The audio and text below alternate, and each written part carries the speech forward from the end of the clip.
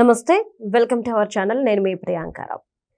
కేసీఆర్ గారు నిన్న press meet పెట్టి మీడియాతో మాట్లాడుతూ ఆయన కాంగ్రెస్ పార్టీ గురించి, తెలంగాణ రాజకీయాల గురించి మాట్లాడారు. అంతవరకు ఓకే. కానీ ఇంత జరిగినా కానీ ఇంకా ఏపీ మీద పడేయడం అనేది మనం నిన్న స్పష్టంగా చూసాము.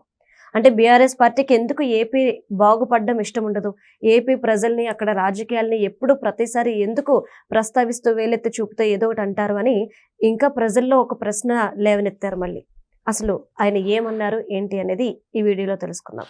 మనతో మాట్లాడడానికి ప్రముఖ పొలిటికల్ అనలిస్ట్ అంగమరావు గారు ఉన్నారు. ఆయన అడిగి మాట్లాడదాం. నమస్కారం సార్. సార్, నిన్న కేసీఆర్ గారు మాట్లాడుతూ చంద్రబాబు నాయుడు గారే ఈ ఎంఓయూలకి, సమ్మిట్లకి ఆద్యం పోశారు. ఒకవేళ నిజంగా చంద్రబాబు నాయుడు గారు చెప్పిందంతా నిజమైతే, ఎంఓయూలన్నీ నిజమైతే 20 లక్షల కోట్ల రూపాయల పెట్టుబడులు ఏపీ రాష్ట్రానికి రావాలి. ఏవి ఎక్కడున్నాయి? ఇంకొక ముఖ్యమైన ప్రశ్న ఏంటి అంటే, మొదటగా చంద్రబాబు నాయుడు గారు ఏవైతే ఎంఓయూ చేసుకున్నారో అది వంట మనుషుల దగ్గరనే ఎంఓయూ చేసుకున్నారు. ఇది కేసీఆర్ గారు వైజాగ్ గురించి, ఏపీ రాష్ట్రం గురించి, రాజకీయాల గురించి మాట్లాడుతుంది. ఇప్పుడు కేసీఆర్ గారు చెప్పింది వాస్తవమేనా? అసలు ఏం జరుగుతుంది? ముందుగా తెలంగాణ మాజీ ముఖ్యమంత్రి, ఒకనాడు టీఆర్ఎస్ అధినేత, నేడు బీఆర్ఎస్ అధినేత కల్వకుంట్ల చంద్రశేఖర్ గారి యొక్క నిన్న ప్రెస్ మీట్ చూసిన తర్వాత తన రాష్ట్రం నుంచి విడిపోయింది. ఆంధ్ర రాష్ట్రం, తెలంగాణ విడిపోయారు 2014లో. విడిపోయిన పుణ్యమాన్ని నువ్వు ముఖ్యమంత్రి అయ్యావు. ఆ విషయాన్ని నువ్వు గుర్తుపెట్టుకోవాలి. అంతే. అప్పుడు ఆంధ్ర రాష్ట్రం విడిపోయిన తర్వాత చంద్రబాబు నాయుడు గారు అక్కడ ముఖ్యమంత్రి అవటమే ఇతనికి మొట్టమొదటి కడుపు మంటగా ఉంది. కారణం ఏంటంటే చంద్రబాబు నాయుడు గారిని చూసి పెట్టుబడులు అక్కడికి వచ్చినాయి. పెట్టుబడులు వచ్చినాయి. తెలంగాణకి వెళ్ళి పెట్టుబడులు చూడలేదు. రియల్ ఎస్టేట్ కూడా, అంటే సహజ సిద్ధమైనటువంటి రియల్ ఎస్టేట్కి మంచి అనువైన ప్రదేశమైన హైదరాబాద్ పరిసర ప్రాంతాలు కూడా అంత వేగవంతంగా ముందుకెళ్ళలేదు. తెలంగాణ నుంచి విడిపోయి రాజధాని లేని ప్రాంతమైనటువంటి అమరావతిని ఎన్నుకున్న తర్వాత రాజధానిగా ఇబ్బడిముబ్బడిగా పెట్టుబడులు అక్కడికి వచ్చినాయి. నువ్వు చెప్పేది ఏంటి? నువ్వు ఆంధ్ర రాష్ట్రంలో ప్రధాన ప్రతిపక్ష నేతవా, లేకపోతే ఆంధ్ర రాష్ట్రానికి సంబంధించిన వ్యక్తివిగా అక్కడ పెట్టుబడులు వచ్చినాయా రాలేదనేది నువ్వు చెబితే జనాలు తెలుసుకోవాలా? స్వయాన ఆనాడు పరిశ్రమల శాఖ మంత్రిగా ఉన్నటువంటి గౌతమ్ రెడ్డి గారు వైఎస్ఆర్సీపీ కాంగ్రెస్ పార్టీలో ఆయన చెప్పాడు, ఆంధ్ర రాష్ట్రంలో ఎన్ని లక్షల మందికి ఉద్యోగ కల్పన జరిగింది, ఎన్ని పరిశ్రమలు వచ్చినాయి అని చెప్పని. ఒకసారి రికార్డులు తీసుకొని పరిశీలించి చూసుకో. అయినా ఇంకా కూడా ఆంధ్ర మీద కడుపు మంట, చంద్రబాబు నాయుడు గారి మీద కడుపు మంట ఎందుకు ఉంది అంటే, ఇక్కడ ఇవాళ కాంగ్రెస్ దెబ్బకి ఆయన అధికారం కోల్పోయాడు. కాంగ్రెస్ పార్టీ తరఫున రేవంత్ రెడ్డి గారు ముఖ్యమంత్రి, కాంగ్రెస్ పార్టీ ముఖ్యమంత్రి రేవంత్ రెడ్డి గారు. అయినా సరే ఒకనాడు సహచరుడు ఆయనతో పాటు, ఒకనాడు తెలుగుదేశం పార్టీ వ్యక్తి కాబట్టి ఇప్పటికీ చంద్రబాబు నాయుడు గారి గురించి మాట్లాడితే, రేవంత్ రెడ్డిని చంద్రబాబు నాయుడిని ఒకే విధంగా గాడి కడితే, వాళ్ళిద్దరూ ఒకటే అనే భావం కనుక ప్రజల్లో కల్పిస్తే, మళ్ళీ తెలంగాణ సెంటిమెంట్ని రైజ్ చేసేసి వీళ్ళిద్దరూ ఒకటే అని చెప్పని 2018లో ఎన్నికల్లో లబ్ధి పొందిన విధంగా మళ్ళీ లబ్ధి పొందాలని చెప్పని అతను ఆలోచిస్తున్నాడు. అందుకని మళ్ళీ పదే చంద్రబాబు నాయుడు గారిని ఈరోజు నిన్న ఆయన కించపరుస్తూ మాట్లాడటం కూడా జరిగింది. ఎంఓఏలు ఎంత జరిగినాయి అని చెప్పని ఒక మాజీ ముఖ్యమంత్రిగా 9 సంవత్సరాల చిల్లర నువ్వు చేసావు కదా ముఖ్యమంత్రిగా తెలంగాణ రాష్ట్రానికి. కనీసం అవగాహన నీకు లేదా? ఏం వచ్చినాయి ఏం రాలేదని తెలియలేదా? ఈరోజు రేపు పొద్దున నిజంగా నువ్వు అన్నట్టు ఏం జరుగుతున్నాయి ఏంటంటే, అక్కడికి వచ్చి ఒకసారి చూడు, విశాఖపట్నం చూడు, తిరుపతి చూడు, అనంతపురం జిల్లా వెళ్ళి కియా పరిశ్రమను చూడు, శ్రీ సిటీ వెళ్ళి చూడు, ఈరోజు రాజధాని ప్రాంతంలో ఒకసారి వెళ్ళి చూడు. నువ్వు విద్యా సంస్థలు ఏమన్నా తీసుకురాగలిగావా? అంతకుముందు వచ్చినాయి తప్ప కొత్తగా. ఈరోజు చూడు, 5 విద్యా సంస్థలు, అంతర్జాతీయ విద్యా సంస్థలు, అంతర్జాతీయ ప్రమాణాలతో ఉన్నటువంటి భారతదేశంలో పేరుకన్న విద్యా సంస్థలు అమరావతిలో జరుగుతున్నాయి. ఒకవేళ నువ్వు అన్నా కాకపోయినా, నువ్వు ఒకవేళ ఎన్ని చెప్పినా నిన్ను ప్రజలు నమ్మే పరిస్థితి లేదు. ఈరోజు తెలంగాణలో కూడా చేతులా మీరే చేసుకున్నారు, ఎవరూ చేయలేదు. ఇక్కడ తెలంగాణ ఉద్యమంలో గతంలో అది పురుడు పోసుకుంటే, నీ హయాంలో నీ ద్వారా 10 సంవత్సరాల పైన ఉద్యమం నడిపితే, 13 సంవత్సరాలు నువ్వు ఉద్యమం నడిపితే, మంచైనా చెడైనా తెలంగాణ వచ్చినందుకు నీకు పేరు వచ్చింది, నిన్ను ముఖ్యమంత్రిని చేశారు. అవును. అందుట్లో ఎలాంటి సందేహం కూడా ఏం లేదు.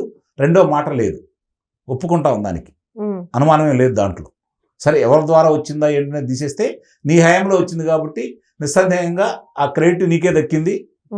ప్రజలు కూడా నిన్ను నమ్మి రెండోసారి కూడా ముఖ్యమంత్రిని చేశావు. మరి అలాంటి నిన్ను ఈరోజు ఎందుకు ఓడిచ్చారు?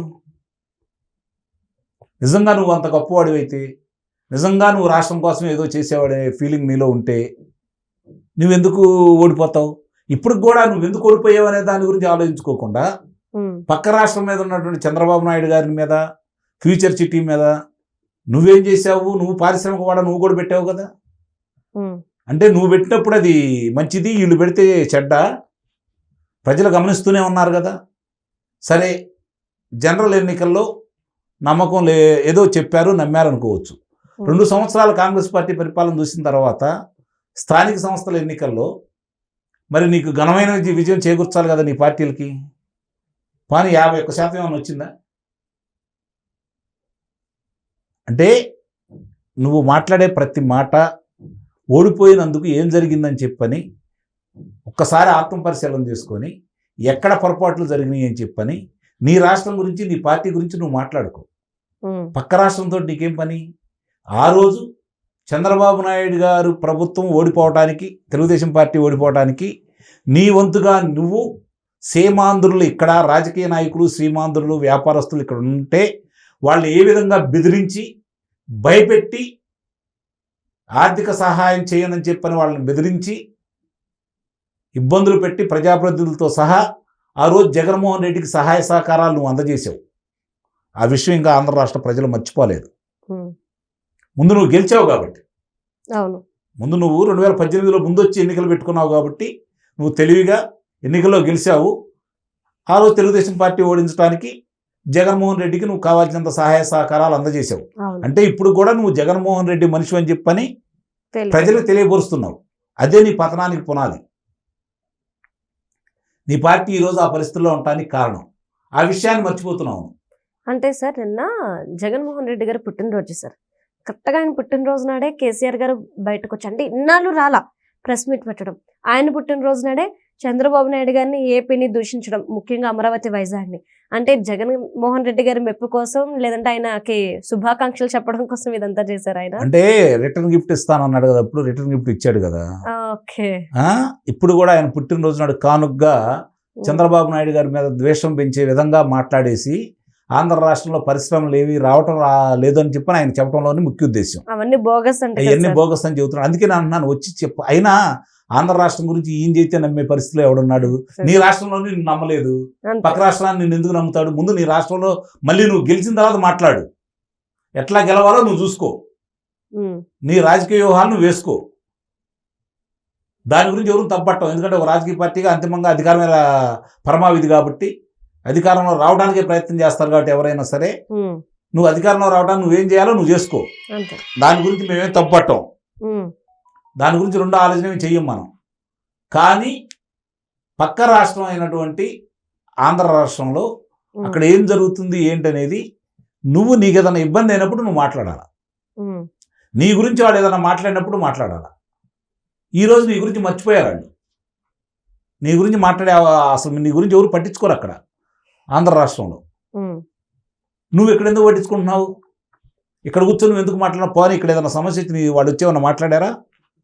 నీకు ఆ రోజు నువ్వు రిటర్న్ గిఫ్ట్ ఇచ్చినందుకు నీ ఇంటికి వచ్చి జగన్మోహన్ రెడ్డి భోజనం చేసి ఆంధ్ర రాష్ట్రానికి రావాల్సినటువంటి ఇక్కడ ఉన్నటువంటి బిల్డింగులు కావచ్చు, ఇక్కడ ఉన్నటువంటి 70,000 కోట్ల రూపాయలకు సంబంధించినవి కావచ్చు, నీకు దారాదత్తం చేసి వెళ్ళాడు కదా. మరి 811 టీఎంసీలకు సంబంధించి 522 టీఎంసీలు ఆంధ్రాకి, 299 టీఎంసీలు తెలంగాణకు అని చెప్పని ఎఫెక్స్ కమిటీలో ఉన్న తర్వాత దాని అభ్యంతరం తెలిపితే కేసీఆర్ ఇద్దరికి సమానంగా రావాలి, ఇట్లా ఉండకూడదని చెప్పానంటే, నీకు కానుకగా ఆ రోజు తెలంగాణకి జగన్మోహన్ రెడ్డి ఆంధ్ర రాష్ట్రానికి చేసినటువంటి అన్యాయం ఏందంటే ఎఫెక్స్ కౌన్సిల్లో లేదు, యథావిధిగా కొనసాగించాలి అని చెప్పని నువ్వు పెట్టినటువంటి అర్జీకి అభ్యంతరం చెప్పకుండా అతను అనుమతి ఇచ్చాడు చూడండి. అది నీకు కానుకగా ఇచ్చాడు. రాయలసీమకు ద్రోహం చేశాడు, రాయలసీమ బిడ్డగా ఉండి. ఆంధ్రప్రదేశ్కు ద్రోహం చేశాడు, ముఖ్యమంత్రి చేసినటువంటి ఆంధ్రప్రదేశ్కి. జగన్మోహన్ రెడ్డి. ఇవన్నీ ఆంధ్ర రాష్ట్ర ప్రజలు మర్చిపోలేదు కాబట్టి అతను ఇంటికి పంపించారు. ఈ కుళ్ళు కుతంత్రం చేసావు కాబట్టి నువ్వు నిన్ను ఇంటికి పంపించారు. అంటే ఇద్దరు మీరు ఒకటే. అపూర్వ సహోదరులు కదా, ఓకే. నీ శిష్యుడు కదా అక్కడ. మరి కాబట్టి ఎప్పుడైనా సరే విధి అనేది ఒకటి ఉంటుంది. దేవుడు అనే వ్యక్తి ఉంటాడు, చూస్తూ ఉంటాడు. మార్పు వస్తుందేమని చెప్పి కొన్ని సంవత్సరాలు అవకాశం ఇస్తాడు. మార్పు రాకపోతే ఏ విధంగా శిక్షించాలో ఆయనకు తెలుసు. రైట్. కాబట్టి ఆంధ్ర రాష్ట్ర ప్రజల, తెలంగాణ ప్రజల ఈరోజు అన్నదమ్ముల్లా కలిసిపోయి ఉంటానని అన్నారు. ఆ రోజు అధికారం కోసం నువ్వు మాట్లాడావు. మళ్ళీ మీరు ఎన్నికలు రాబోయేటప్పుడు రామారావు గారి జపాన్ని, చంద్రబాబు నాయుడు గారి జపాన్ని మళ్ళీ మీరు తలుస్తూ ఉంటారు. కాబట్టి స్థానిక సంస్థల ఎన్నికల్లో రేపు రాబోయే స్థానిక సంస్థల ఎన్నికల్లో ఎలా గెలవాలి, పార్టీని ఎలా గెలుపుంచుకోవాలి అని చెప్పని నువ్వు ఆలోచించుకుంటే నిస్సందేహంగా నిన్ను ఆ తెలంగాణ ప్రజలు మళ్ళీ ఏమన్నా, నాకు తెలిసి అయితే ఎట్టి పరిస్థితుల్లో కూడా తెలంగాణ ప్రజలు కూడా అహంకారాన్ని భరాయించే పరిస్థితి కాదు. పోరాట యోధులు ఇక్కడ. అవును సార్. అవమానాన్ని భరించలేరు, అహంకారాన్ని భరించలేరు. వాళ్ళ పోరాటాలు పురిటిగడ్డ తెలంగాణ గడ్డ అంటే ఇవాళ మన కొత్త ఏమీ కాదు. కాబట్టి న్యాయ నిర్ణేతలు వాళ్ళే. రేపు ఎవరిని ఆమోదిస్తారో, ఎవరిని కింద పడేస్తారో ప్రజల నిర్ణయం. అంతే. ఆంధ్ర రాష్ట్రం అయినా, తెలంగాణ రాష్ట్రం అయినా, భారతదేశంలోనైనా. కాబట్టి నువ్వు చెబితే వినేవాళ్ళు లేరు ఆంధ్ర రాష్ట్రంలో. నువ్వు జాకీలు పెట్టి జగన్మోహన్ రెడ్డిని లేపాలన్నా కూడా లేపే పరిస్థితిలో లేదు. ముందు నువ్వు లేచి నుంచో ఓపికగా మాట్లాడు. నీ తెలంగాణ ప్రజల కోసం, తెలంగాణ రాష్ట్రంలో వాళ్ళకి ఏదైనా అన్యాయాలు జరుగుతుంటే దాని మీద పోరాడు. మళ్ళీ పార్టీని తిరిగి అధికారంలో తీసుకురావడానికి నువ్వు ప్రయత్నం చెయ్యి. దాన్ని మనం తప్పట్టాల్సిన పని లేదు. కానీ ఆంధ్ర రాష్ట్రానికో, ఆంధ్ర రాష్ట్రం గురించో, చంద్రబాబు నాయుడు గారి గురించో మళ్ళీ ఏడుపులు అనేది మానేయండి అని చెప్పనైతే నేనైతే కోరుకుంటున్నాను. Okay, right. Thank you so much sir.